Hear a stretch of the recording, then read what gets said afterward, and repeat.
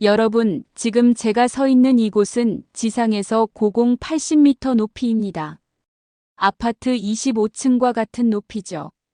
한 번이라도 발을 헛디디면 그대로 추락사입니다. 그런데 바로 작년 저는 이 높이에서 죽을 뻔했습니다. 강풍이 불던 날이었어요. 갑자기 크레인이 흔들리기 시작했고 제가 탄 타워 크레인이 많이 흔들렸습니다. 안전벨트를 하지 않았다면 정말 끝이었을 거예요. 하지만 그 순간 제 머릿속에 떠오른 건 죽음에 대한 공포가 아니었습니다. 아직 죽을 수 없어. 내 가족이, 내가 이루고 싶은 꿈이 남아있어. 그렇습니다. 저는 매일 이 위험한 높이에서 일하고 있습니다. 대한민국에서 손꼽히는 몇 안 되는 여성 타워 크레인 기사로 말이죠. 하지만 단 7년 전만 해도 저는 남편의 병원비조차 마련하지 못해 절망하던 평범한 주부였습니다. 어떻게 제가 이 자리까지 올 수 있었을까요? 그 믿기 힘든 이야기를 지금부터 시작하겠습니다. 본격적인 이야기를 시작하기 전에 한 가지 부탁드려도 될까요? 영상이 마음에 드신다면 구독과 좋아요 꼭 눌러주세요. 여러분의 응원 덕분에 더 많은 분들께 이 이야기를 전할 수 있습니다. 저 같은 평범한 사람도 꿈을 이룰 수 있다는 희망을 말이죠. 저는 어려운 집안에서 태어났습니다. 부모님은 하루 벌어 하루를 사는 형편이었고 저는 늘 가난을 등에 지고 살아야 했습니다. 17살 고등학교 3학년 봄이었습니다. 학교에서 진로 상담을 받던 날 담임 선생님이 물어보셨어요. 너는 대학 어디 갈 생각이니? 저는 아무 말도 할 수 없었습니다. 등록금은커녕 교복비조차 빠듯했던 집안 형편의 대학은 그림의 떡이었으니까요. 그때 제 옆에 앉은 친구가 비웃듯 말했습니다. 쟤는 대학 못 갈 거잖아. 집이 얼마나 가난한데. 그 말이 농담일 수도 있지만 제게는 칼처럼 꽂혔습니다. 교실이 조용해졌고 모든 시선이 저에게 쏠렸어요. 저는 얼굴이 빨갛게 달아오르는 걸 느끼며 고개를 숙였습니다. 그날 집에 돌아가는 길, 저는 혼자 울었습니다. 버스 정류장 벤치에 앉아서 펑펑 울었어요. 나는 정말 아무것도 될 수 없는 걸까? 가난하게 태어난 게 내 잘못인가? 친구들은 대학 입시 이야기를 하면서 장래 희망을 이야기했지만 저는 그 대화에 끼어들 수가 없었습니다. 미래에 대한 계획, 그런 사치는 애초에 저에게 허용되지 않았어요. 학교에서 돌아오면 늘 어머니가 한숨을 쉬며 가계부를 들여다보고 계셨습니다. 이번 달은 또 어떻게 버티지? 그 한숨 소리를 들을 때마다 제 마음도 무거워졌습니다. 저 때문에 부모님이 더 힘드신 건 아닐까 싶어서요. 그럴 때마다 마음속에서 울분이 치밀어 올랐습니다. 나는 남들과 같은 길은 못 가겠지만 분명히 다른 길이 있을 거야. 남들이 가지 않는 길을 내가 갈 거야. 그리고 그 선택이 바로 군대였습니다. 여군 하사관 모집 공고를 보았을 때 제 운명이 바뀌기 시작했습니다. 국가가 인정하는 군인이 되자. 그리고 누구보다 강한 사람이 되자. 저는 지원했고 합격했습니다. 그리고 곧바로 특수부대에 배치되었습니다. 군대 생활은 말로 표현하기 힘들 만큼 고됐습니다. 아침 6시면 기상. 일어나. 5분 안에 운동장 집합. 교관의 고함 소리에 잠이 깨면 이어지는 것은 끝없는 구보와 체력 훈련이었습니다. 60kg짜리 군장을 메고 행군할 때면 다리가 무겁게 짓눌려 왔습니다. 어깨는 군장끈에 눌려 살이 벗겨지고 피가 나기도 했어요. 남자들도 힘들어하며 중간에 쓰러지는 훈련이었습니다. 포기하고 싶으면 언제든 나가도 된다. 교관이 소리칠 때마다 저는 이를 악물고 버텼습니다. 여기서 포기하면 나는 평생 여립골 쌀 때 그 친구가 한 말을 벗어날 수 없어. 절대 포기할 수 없어. 가장 두려웠던 건 공중강화 훈련이었습니다. 낙하산을 메고 군용기에서 뛰어내릴 때 처음에는 온몸이 떨렸습니다. 비행기 문이 열리고 바람이 세차게 들어올 때 아래를 내려다보면 땅이 까마득히 멀었어요. 심장이 터질 듯 뛰고 다리가 후들거렸습니다. 옆에 있던 남자 동기들도 얼굴이 새파래져서는 못 뛰겠다고 했어요. 교관이 소리쳤습니다. 뛰어내리지 않으면 너희는 여기서 탈락이다. 하지만 뛰어내리지 않으면 제자리에서 살아남을 수 없었습니다. 저는 눈을 꼭 감고 뛰어내렸습니다. 바람이 온몸을 때리고 땅이 빠르게 다가올 때 그 순간 저는 생각했습니다. 이 공포도 결국 내가 넘어서야 하는 벽이다. 이걸 넘지 못하면 나는 평생 약한 사람으로 살아야 해. 착지에 성공했을 때 제 안에서 무언가가 완전히 바뀌었습니다. 교관이 다가와서 말했어요. 훌륭했다. 너는 이제 진짜 군인이다. 그 순간 저는 깨달았습니다. 저는 더 이상 가난한 집애라고 놀림받던 그 17살 소녀가 아니었어요.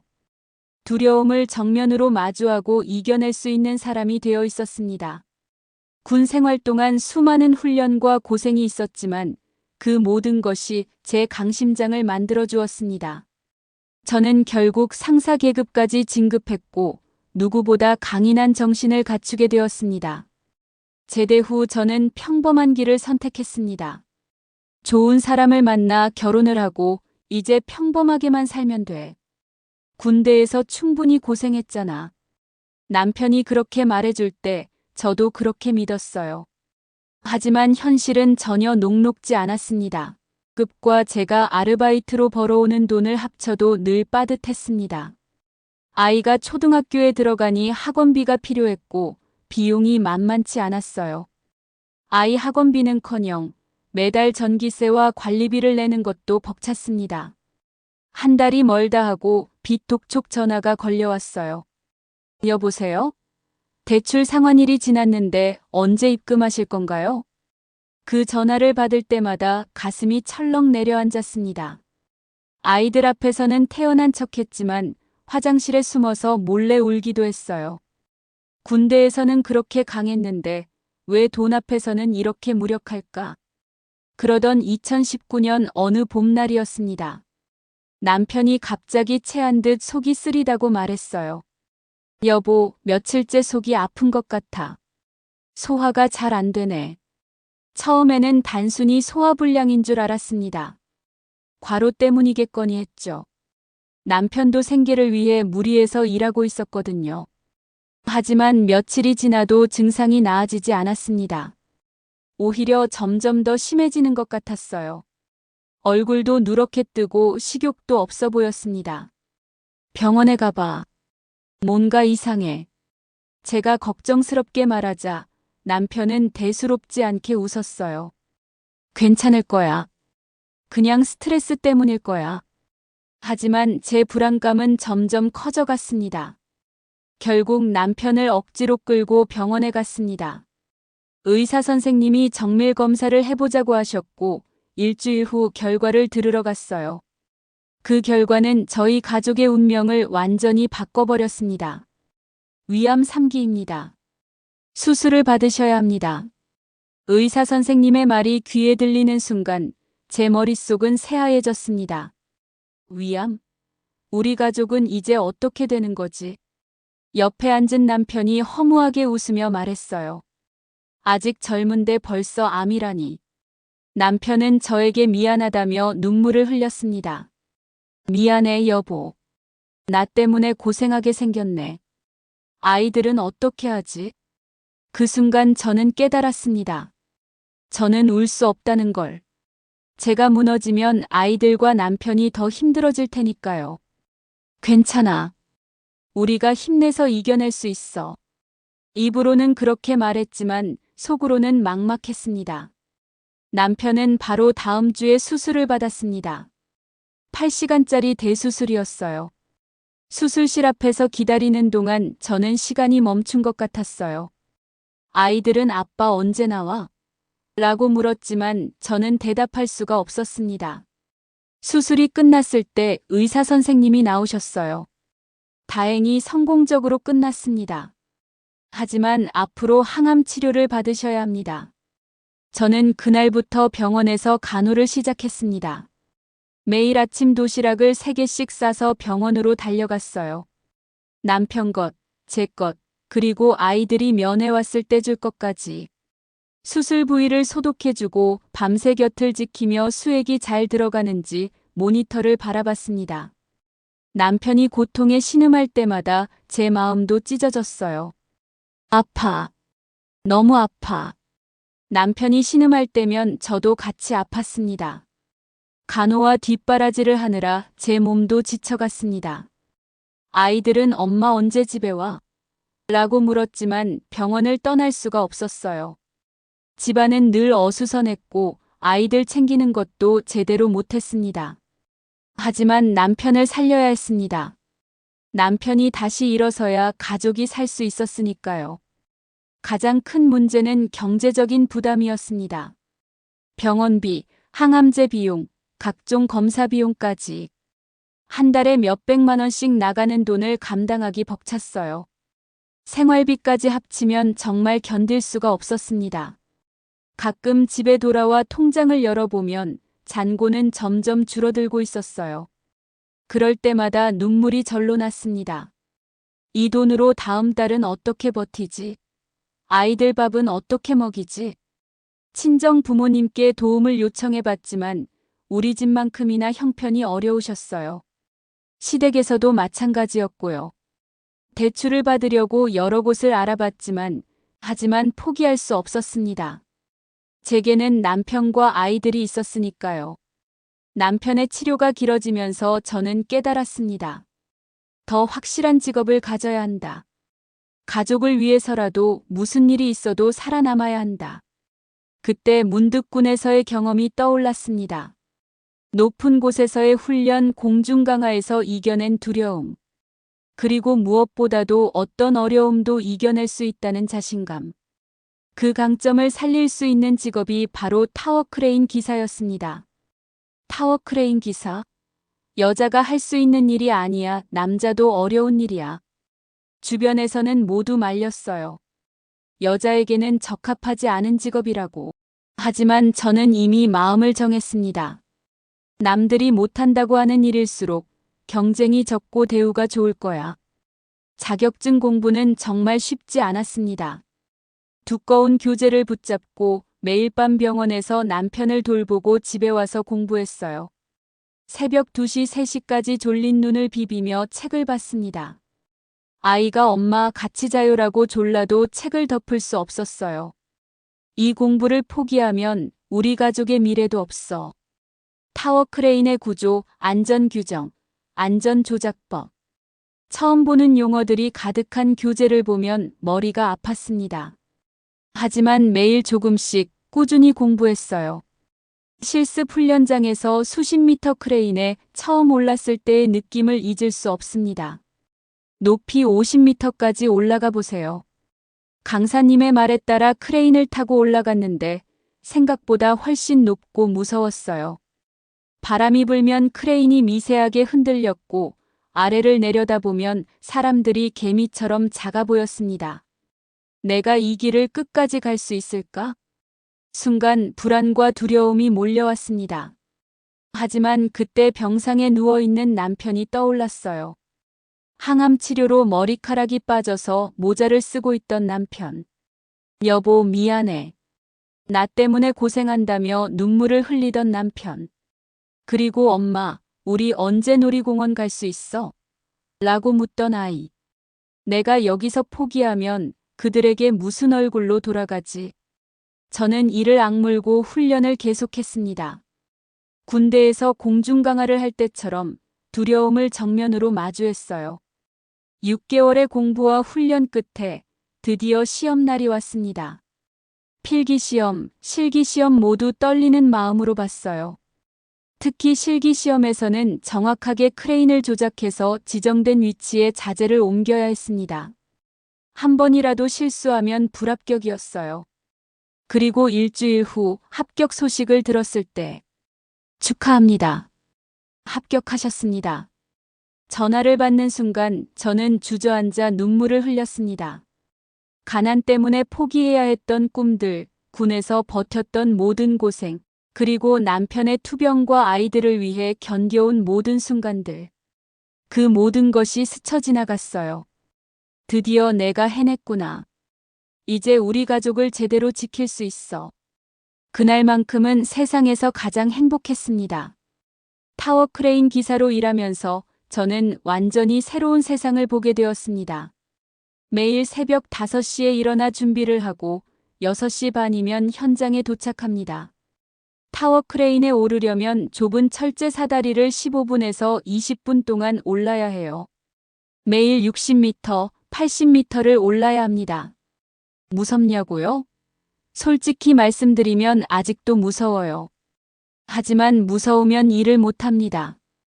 대신 늘 긴장하며 신중하게 일해요. 제가 조종하는 작은 레버 하나에 따라 아래에서 일하는 동료들의 안전이 달려 있거든요.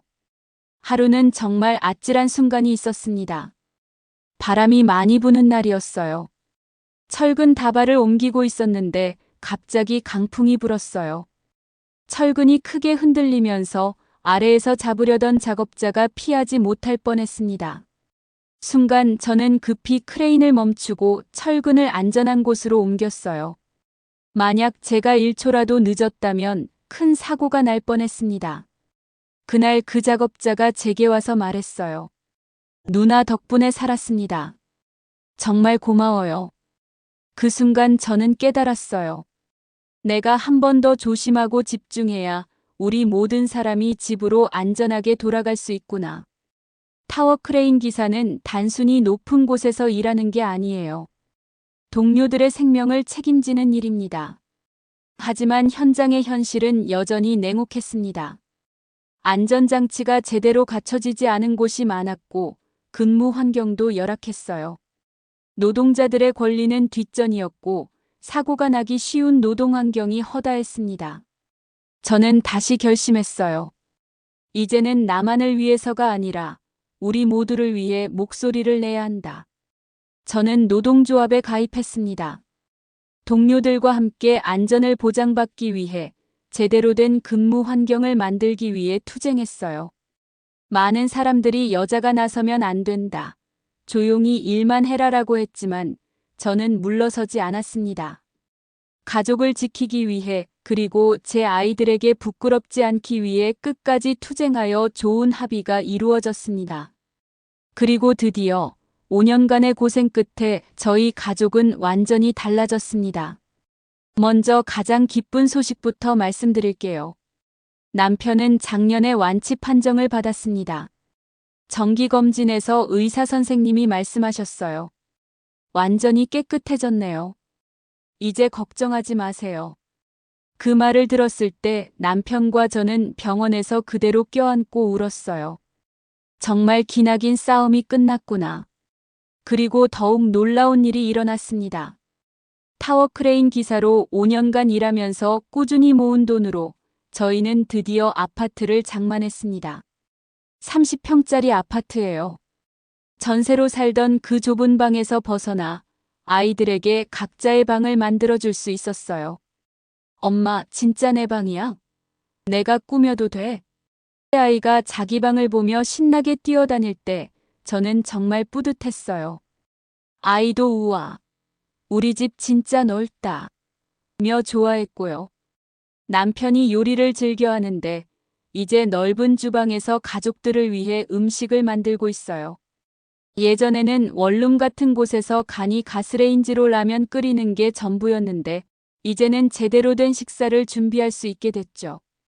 여보, 우리가 정말 이런 집에서 살 수 있게 됐네. 남편이 베란다에서 야경을 바라보며 말했을 때 저는 그동안의 모든 고생이 보상받는 느낌이었습니다. 80m 높이에서 내려다보던 그 세상이 이제는 제 발밑에 있어요. 두려웠던 그 높이가 이제는 제 꿈을 이뤄준 무대가 되었죠. 아이들 교육비도 이제는 걱정 없이 낼 수 있게 됐어요. 아이는 피아노 학원을 다니고 싶어 해서 보내주었고 태권도도 배우고 있어요. 엄마, 나도 엄마처럼 용감한 사람이 될 거야. 아이가 그렇게 말할 때면 제가 아이들에게 좋은 본보기가 되고 있다는 생각에 마음이 뿌듯해져요. 가끔 새로운 집 거실에서 가족들과 함께 TV를 보며 시간을 보낼 때면 행복합니다. 예전에는 병원비 걱정에 생활비 걱정에 제대로 웃어본 적이 없었는데 이제는 진심으로 웃을 수 있게 됐어요. 남편도 건강을 되찾고 다시 일을 시작했어요. 무리하지 않는 선에서요. 여보 덕분에 우리 가족이 다시 살 수 있었어. 정말 고마워. 남편이 그렇게 말할 때면 그동안의 모든 힘든 시간들이 의미 있었다는 생각이 들어요. 이제 저는 대한민국에서 몇 안 되는 여성 타워크레인 기사로 당당히 살아가고 있습니다. 동료들 사이에서도 인정받고 있어요. 처음에는 여자가 이런 일을 할 수 있을까? 라고 의심하던 사람들도 이제는 저를 믿고 의지합니다. 누나, 이 일은 누나가 하는 게 가장 안전해요. 후배들이 그렇게 말해줄 때면 정말 뿌듯해요.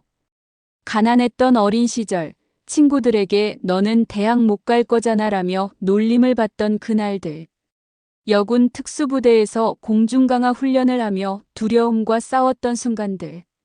남편의 위암 투병과 병원에서 밤을 새워가며 간병했던 시간들. 그리고 자격증 취득의 감격과 노동조합에서의 투쟁.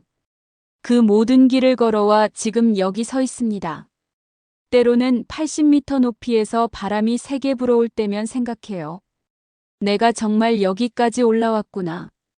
17살 그 소녀가 상상도 못했던 곳까지. 저는 단지 살아남으려고 선택했을 뿐이었습니다. 가족을 지키기 위해, 아이들에게 부끄럽지 않은 엄마가 되기 위해 필사적으로 버텼던 것뿐이에요. 하지만 지금은 제 일이, 제 인생이 정말 자랑스럽습니다. 혹시 지금 절망하고 계신 분이 있다면 제 이야기를 들어보세요. 가난해서 꿈을 포기해야 한다고 생각하고 계신가요?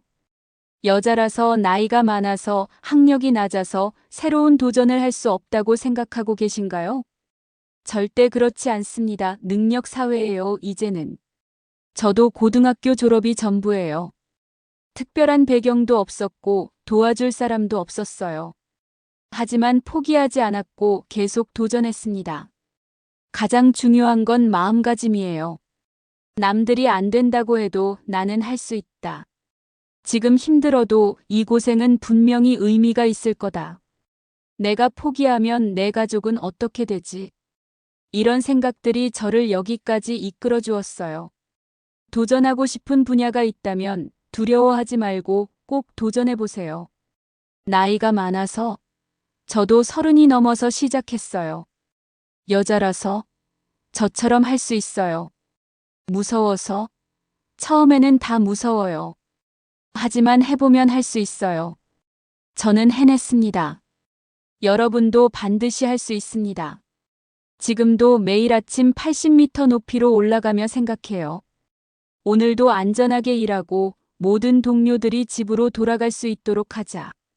그리고 집에 돌아와서 아이들과 남편을 보면서 생각해요. 정말 행복하다.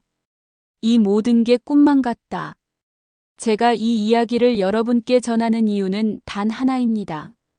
희망을 잃지 마시라는 것이에요. 어떤 상황에서도 아무리 절망적으로 보여도 반드시 길은 있습니다.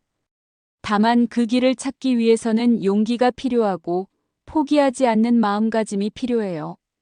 여러분의 구독과 좋아요가 더 많은 분들께 이 희망의 메시지를 전할 수 있습니다.